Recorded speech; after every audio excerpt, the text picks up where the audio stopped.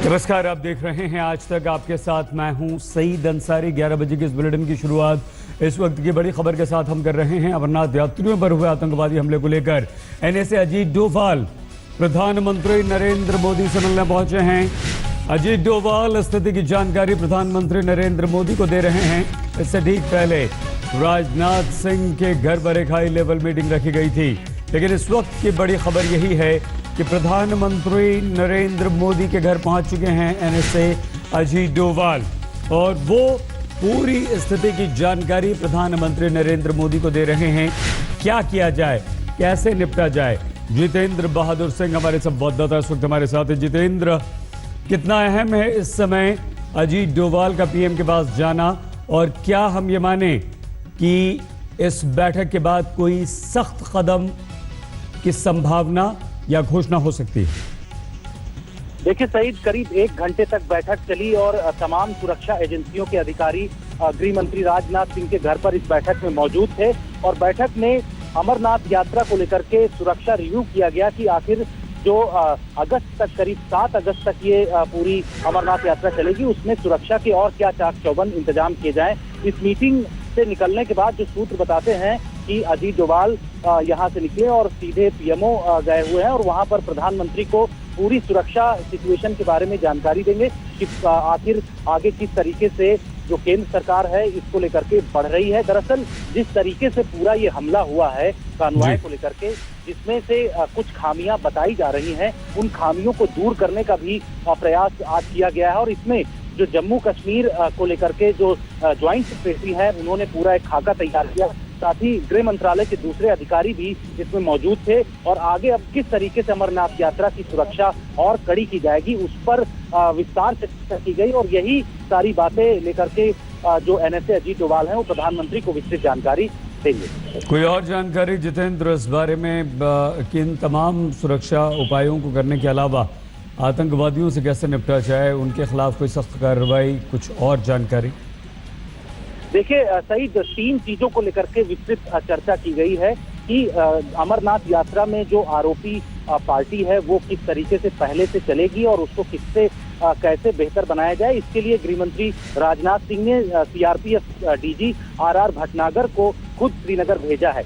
इसके अलावा केंद्रीय गृह राज्य मंत्री हंसराज अहीर को भी, जो कि दोपहर में दिल्ली पहुंच रहे हैं, उनको भी जम्मू कश्मीर सुरक्षा को और पुख्ता करने के लिए भेजा जा रहा है।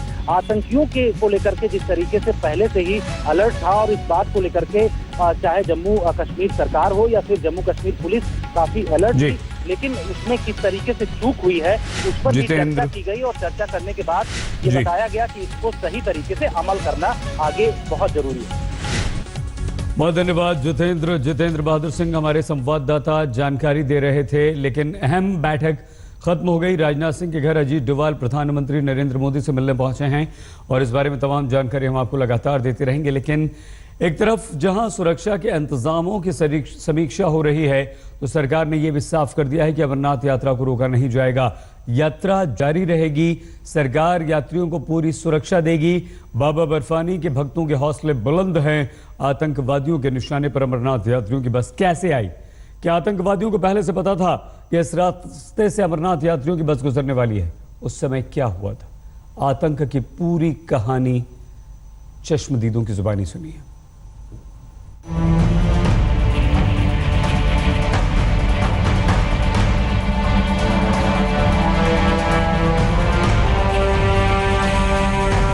बाबा बर्फानी के दर्शन के बाद श्रद्धालु उमंग में थे।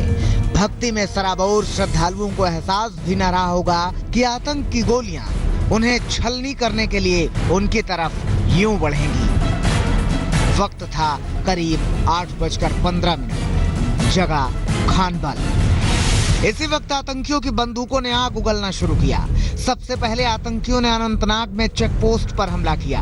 आतंकियों के इस अप्रत्याशित हमले में जम्मू कश्मीर पुलिस के 3 जवान घायल हो गए।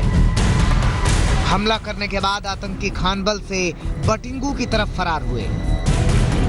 करीब 2 घंटे बाद, वक्त करीब 10:20। यही वो वक्त था जब आतंकियों ने तीर्थयात्रियों की बस पर फायरिंग शुरू की।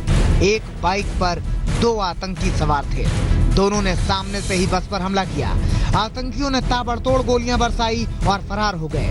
बताया जा रहा है कि जिन आतंकियों ने गोलियां बरसाई उनके 2 साथी और थे, यानी कुल 4 आतंकी। हम इस वक्त अनंतनाग के भटेंगू इलाके में है। यहीं पर वो हमला कल रात को हुआ था। आप देख सकते हैं कि साफ इस हमले में और उसके बाद जो यहाँ हालात पैदा हुए उसकी साफ सूरत हाल नजर आ रही है। ये गाड़ी भी उसी वक्त यहाँ से चल रही थी और ये बताया जा रहा है कि इस गाड़ी का भी नुकसान उसी वक्त हुआ है। लोकल्स की यहाँ माने तो हमला होने के बाद आर्मी और पुलिस की तरफ से भी फायरिंग हुई। क्रॉस फायरिंग में काफी सारी गाड़ियां यहाँ इस तरीके से डैमेज हुई हैं। गोलियां बरसाकर आतंकी तो चले गए, मगर बस में तो चीख पुकार का आलम था। आपको सुनाते हैं उस शख्स का बयान जो उस वक्त बस में सवार था।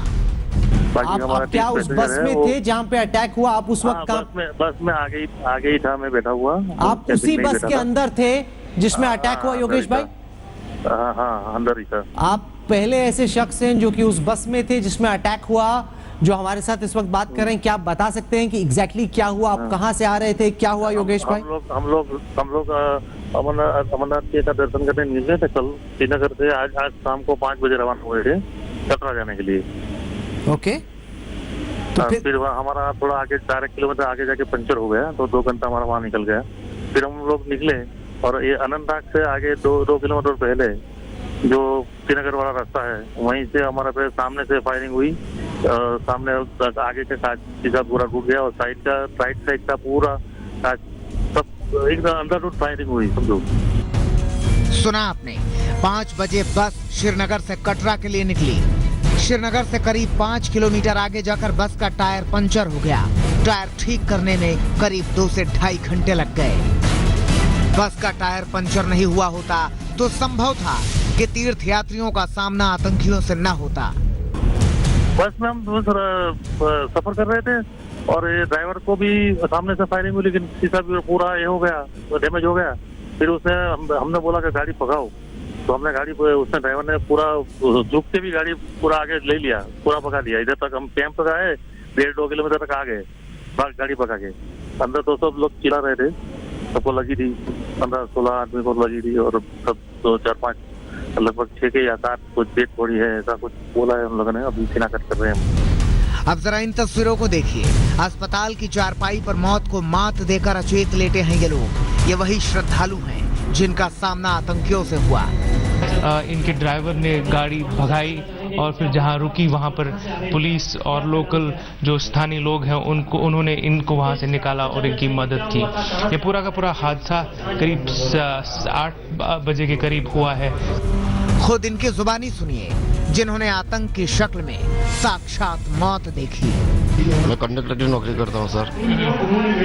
और मेरे सेट के लड़के डबाडब चालू हो गया गोलीबारी। आप गाड़ी के कंडक्टर हैं? हाँ। अच्छा। और मेरा सेट के लड़के ने बोला भाई जुड़ जले, एक तो खून बुन सब लटपट थे हम लोग।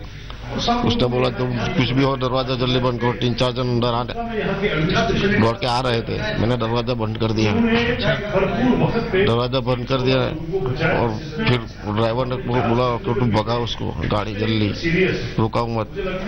सटा से रुका है तो दोनों तरफ से फायरिंग चालू कर दिया उन लोगों ने। फिर आए लोग आपको बचाने के लिए आए कोई? वही तो हमारी बस डायरेक्ट उसके पास चले गए, कैंप के पास चले गए सब। अच्छा। उधर रुके, उधर टापे पलन सब कर दिया हम लोग मिलिट्री वाले ने। जितने चश्मदीद हैं, आतंक की उतनी कहानियां हैं ऐसी कि सुनकर रोंगटे खड़े हो जाएं। कहाँ गिनेंगे, आगे पीछे सामने से सभी जगह से गोलियां चल रही थी, तो गिनने को कौन बैठेगा? कोई गिर गया, कोई बूमा बूम करने लगे जोर जोर से, कहाँ गिनेंगे? एक साथ में ही फटाके फोड़ने लगे थे। अच्छा। सभी बाजू से। तो फिर आपको कैसे किसने बचाया? कैसे कोई आया? नहीं, हमारे साथ है ना, हमारे ड्राइवर को लगा नहीं ना, इसीलिए उसने गाड़ी एकदम भगा दी और आगे 2-3 किलोमीटर जाके ठीक। फिर आजू बाजू के लोग थोड़े आए, तब तक तो पुलिस की फौज भी आ गई थी। आतंकियों की गोली इस महिला को भी लगी। इनसे सुनिए उस वक्त कैसा मंजर था। गोली चलने लगी तो हम लोग का तो आँख ही बंद हो गया, कुछ देखे ही नहीं कि। लेकिन हमारा ड्राइवर अच्छा था, 1.5-2 किलोमीटर गाड़ी कितना भी गोलियां चलते गई, वो गाड़ी भगाते ही गए। वो भगा के लाए, तब तक पुलिस वहाँ पहुँच गई, गाड़ी रोक दी। तो पुलिस भाई लोग हम लोग को उठा के लाए, बहुत हम लोग का मेहरबानी किया और साथ दिए, लाके सब पट्टी उट्टी बांधी, दवा ववा दिए। जिन्होंने मौत को इतने नजदीक से देखा हो, उनके दिलों में किस कदर खौफ पैबस्त होगा, इसे शब्दों में बयां कर पाना बेहद मुश्किल है। लेकिन जिस तरह से आतंकियों ने तीर्थयात्रियों को निशाना बनाया, उससे साफ है कि आतंकियों ने सुरक्षा बलों को खुली चुनौती दी है। जाहिर सी बात है कि हर देशवासी अब चाह रहा है कि आतंकियों से हर हाल में इस कायराना करतूत का बदला लेना ही चाहिए। शुजाउल हक के साथ अशरफ वानी, श्रीनगर, आज तक। अमरनाथ यात्रा के श्रद्धालुओं पर हुए हमले में 7 भक्तों की मौत हो गई है। 5 भक्त गुजरात के वलसाड़ के रहने वाले हैं और उन्हीं में से एक थी लक्ष्मी पटेल। हमारी संवाददाता गोपी घांगर ने लक्ष्मी पटेल के परिजनों से बातचीत की है। अमरनाथ यात्रा पर गए यात्रियों पर हुए आतंकी हमले में यात्रिकों की मौत के बाद इस वक्त हम मौजूद है गुजरात के वलसाड़ में, जहां पे इनके परिवार का जो एक सदस्य है लक्ष्मीबेन पटेल, उनकी इस आतंकी हमले में मौत हुई है। उन्हीं से बातचीत करते हैं। आप बताइए, आपको कब पता चला था कि इस तरीके का आतंकी हमला हुआ है और उसमें आपकी जो माता जी है उनकी देहांत हुई है? मुझे तो कल रात को पता चला, जैसे कि वहाँ से हमला हुआ है। पहले तो मेरी मम्मी गई है ना, वो मालूम ही नहीं है अमरनाथ गई है। और चेन्नई का वो लोगों का प्रोग्राम था, साउथ का। फिर मेरे छोटे लड़के की बर्थडे आई 5 तारीख को, तो उसी दिन फ़ोन किया लड़के ने, तो दादी मेरा आज बर्थडे है, तो उसने किया। बाद में बोला कि दादी तू कहाँ पे है, तो बोलते हैं कि उधर नहीं हूँ, अमरनाथ जा रही हूँ, अभी प्रोग्राम चेंज हो गया है, तो वो अमरनाथ है। वो क्या करती थी, मतलब वो बस में उनके साथ थी या ट्रैवल कर रही थी या उनके साथ खाना बनाने का? बस के अंदर ही थी, साथ में ही थी। वो लोगों का जैसे रोड के ऊपर चालू बस के अंदर ऐसा हमला हुआ है, जैसे कैसे एक जगह पे खड़े नहीं थे। तो अमरनाथ की यात्रा दर्शन करने के बाद में रिटर्न आ रहे थे, तभी बीच में से वो लोगों का ऐसे बताया जा रहा है कि पंचर हुआ था, तो बस थोड़ी स्लो चल रही थी और पीछे से वो आतंकवादी गाड़ी पे आए और फायरिंग चालू कर दी। ये बताइए कि आपको कैसे पता चला कि आपकी माताजी का इसमें देहांत हुआ है और लोगों ने क्या बताया आपको? मुझे तो जैसे न्यूज़ देखी कल रात को, तो वो हिसाब से जो बॉस में गई थी ट्रैवल्स का, वो बॉस बताई, उसका नंबर बताया,